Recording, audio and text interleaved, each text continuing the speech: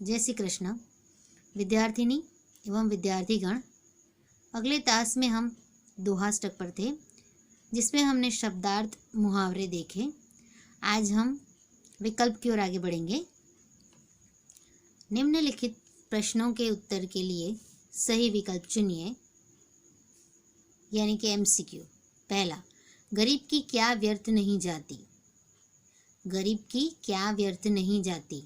दुआ, हाय, टोकरी या फिर झोली। यहाँ दुआ तो नहीं आ सकता, टोकरी भी नहीं आ सकता, झोली भी नहीं आ सकता, तो क्या आएगा सही जवाब? सही उत्तर हाय।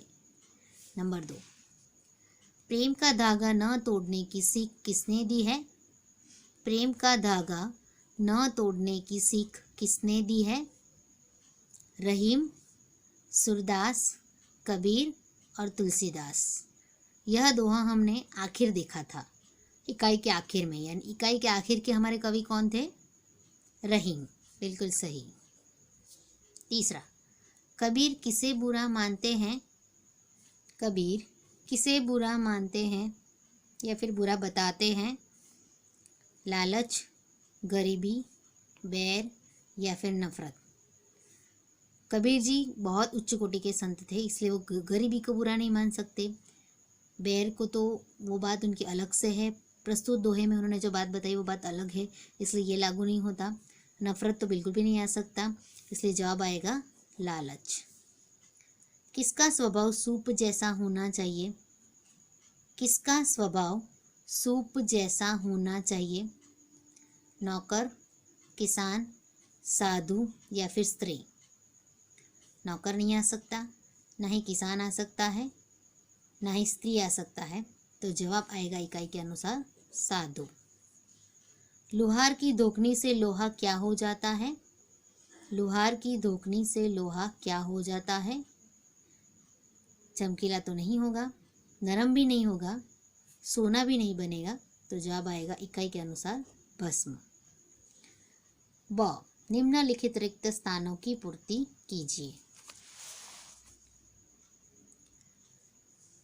साधु ऐसा चाहिए जैसा खाली जगह सुभाए। इसमें जवाब क्या आएगा बच्चों? सूप। सूप यानी कि सुपड़ू। साधु ऐसा चाहिए जैसा सूप सुभाए। तुलसी इस संसार में खाली जगह के लोग। तुलसी इस संसार में कैसे लोग हैं? भांति भांति के। कैसे लोग हैं? भांति भांति के। नंबर 3, तुलसी खाली जगह गरीब की कभू न खाली जाए। हमने विकल्प में देखा, तो इसमें क्या आएगा? हाय। तुलसी हाय गरीब की कभू न खाली जाए। रहीमन खाली जगह प्रेम का मत तोड़ो चटकाए। जवाब आएगा धागा। रहीमन धागा प्रेम का मत तोड़ो चटकाए। कही रहीम खाली जगह हित संपत्ति संचही सुजानी। इसमें आएगा परकाज, यानी कि दूसरों की भलाई। कही रहीम परकाज हित संपत्ति संचही सुजानी। निम्नलिखित सही वाक्यांश चुनकर पूरा वाक्य फिर से लिखिए। नंबर 1, पथिक को खजूर के फल नहीं मिलते क्योंकि। पथिक को खजूर के फल नहीं मिलते क्योंकि वे बहुत ऊंचाई पर लगते हैं। दूसरा, उन्हें पक्षी ही खा जाते हैं। तीसरा, रात में कूंजड़े उन्हें तोड़ ले जाते हैं। वे बहुत ऊंचाई पर लगते हैं, ये पहला वाक्य हमें सही लग रहा है, जवाब। दूसरा, उन्हें पक्षी खा जाते, ये इसके साथ बिल्कुल भी लागू नहीं होता।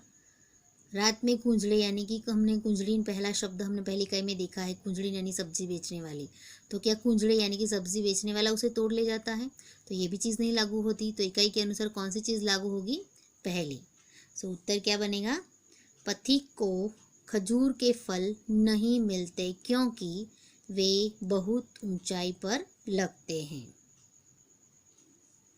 बड़ों से प्रभावित होकर, फिर मैंने रेखा, टूटक रेखा दी है। पहला है उसके लिए विकल्प, उनसे ईर्ष्या नहीं करनी चाहिए, उनकी नकल नहीं करनी चाहिए,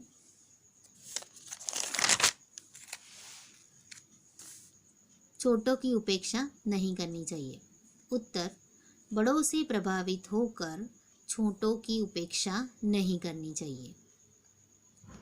बच्चों, आपने यहाँ देखा होगा मैंने विकल्प भी किस प्रकार लिखा है। तो आप परीक्षा में भी जब विकल्प लिखो तो विकल्प का पूरा प्रश्न इस तरीके से लिखो, फिर नीचे जवाब आप आंसर करके लिख सकते हो, उत्तर करके लिख सकते हो। तो इस तरीके से नीचे जवाब लिखिएगा।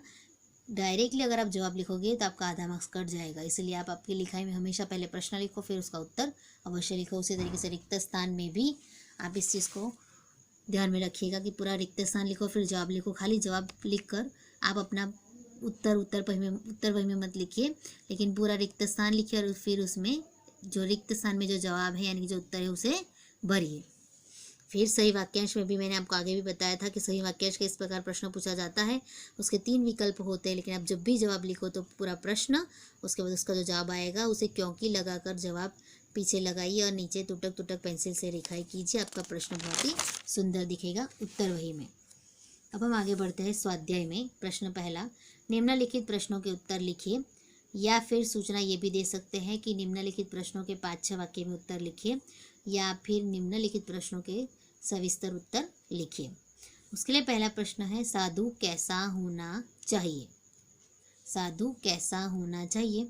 मैंने आगे भी आपको बताया था, उस अनुसार बड़े प्रश्न जब लिखो तब उसमें इकाई का नाम, इकाई का प्रकार और इकाई के कवि का नाम लिखना बहुत ही ज़रूरी है, जिससे आपको मार्क्स मिलने में सहूलियत रहती है।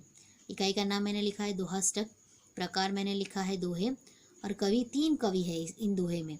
अब बच्चों, कई बार क्या होता है कि दोहे 3 कवियों के हैं, तो उस अनुसार जैसे प्रश्न पूछा जाता है उस अनुसार भी आप कवि का नाम लिख सकते हो। जैसे कि यह साधु कैसा होना चाहिए, तो साधु का जो हमारा दोहा है, यह जो दोहा यह कबीर जी ने लिखा है, तो आप यहाँ खाली कबीर का नाम भी लिखोगे तो भी चलेगा। इसके बाद दूसरा कोई रहीम का दोहा हो तो आप खाली यहाँ रहीम का नाम लिखोगे। दूसरा कोई दोहे के तहत कोई प्रश्न हो जो तुलसीदास के लिए तुलसीदास का दोहा जिसमें हो, उसके ऊपर वो प्रश्न हो, तो उसमें आप तुलसीदास का नाम भी लिख सकते हो, और तीनों का नाम लिखना चाहो तो वो भी आप लिख सकते हो। आगे बढ़ते हैं। साधु सूप जैसे स्वभाव वाला होना चाहिए। सूप फटकते समय अच्छे अनाज को अपने पास रख लेता है और कचरे को बाहर फेंक देता है। उसी तरह साधु को सार युक्त वस्तु ग्रहण करनी चाहिए और निस्सार वस्तु छोड़ देनी चाहिए। क्या कहा गया है? साधु सूप जैसे, लेकिन सुपड़ा जो हो, वो जो सूप का जैसा स्वभाव है कि वह फटकते समय अपने अंदर केवल अच्छी चीज़ें रखता है और बुरे कचरे को बाहर निकाल देता है, उसी प्रकार साधु भी सूप जैसे स्वभाव वाला होना चाहिए। जिस प्रकार सूप फटकते समय अच्छे अनाज को अपने पास रखता है और कचरा बाहर फेंक देता है, उसी तरह साधु को जो अच्छी बातें होती है जीवन जीने लायक और अच्छे इंसान को सही बातें सिखाने के लिए, उसके अंदर जो कमियां हैं, बुरी आदतें हैं, उन सारी बुरी आदतों को निकालने के लिए साधु को सूप की जैसा कार्य करना चाहिए कि उसमें से जो गलत चीज़ें हैं, जो बुरी चीज़ें हैं, उसे बाहर निकाल दे। उसमें जो कचरा भरा है, जो बुरे भाव उसमें भरे हैं, उन भाव को निकाल कर उसे एक अच्छा इंसान बना दे। कबीर जी लालच को क्यों बुरी चीज़ मानते हैं? कबीर जी लालच को क्यों बुरी चीज़ कहते हैं या फिर मानते हैं? मैंने यहाँ लिखा है दोहाष्टक, दोहे, कबीर, रहीम और तुलसीदास। लालच व्यक्ति की बुद्धि और उसके विवेक को नष्ट कर देता है। मक्खी लालच के कारण गुड़ पर बैठती है और उसमें फंस जाती है, फिर वह पछताती है पर उसमें से निकल नहीं पाती। उसी तरह जो व्यक्ति लालच में पड़ता है वह अंत में पछताता है। इसलिए कबीर जी लालच को बुरी चीज़ कहते हैं। क्या कहते कबीर जी? कि लालच जो है वो व्यक्ति की बुद्धि और उसके विवेक को, यानी कि कोई भी चीज़ कितने महीने में हमारे पास रखनी है, उसका उपयोग हमें किस तरीके से करना है, वो सारी चीज़ों का भान हमें कब तक रहता है? जब तक वह चीज़ पाने के लिए हमारे अंदर संतोष हो। लेकिन जैसे ही उस चीज़ को पाने के लिए हमारे अंदर लालच उत्पन्न हो जाए तो वह लालच हमें पतन की ओर ले जाता है। जिस प्रकार मक्खी जो है वह लालच के कारण गुड़ पर बैठती है अपनी भूख को मिटाने के लिए, लेकिन अपनी भूख को मिटाने के साथ साथ वह इस लालच में पड़ जाती है कि और ज़्यादा गुड़ खाए, जिसकी वजह से उसके पंख उसमें फंस जाते हैं और फंस जाने की वजह से चिपक जाते हैं और चिपक जाने की वजह से वह उसकी मृत्यु हो जाती है। इसलिए इसी तरह जो व्यक्ति लालच में पड़ता है वह अंत में पछताता है। इसीलिए कबीर जी लालच को बुरी चीज़ कहते हैं। बस बच्चों, आज का हमारा तास यहीं तक। अगले तास में हम आगे बढ़ेंगे। अस्तु।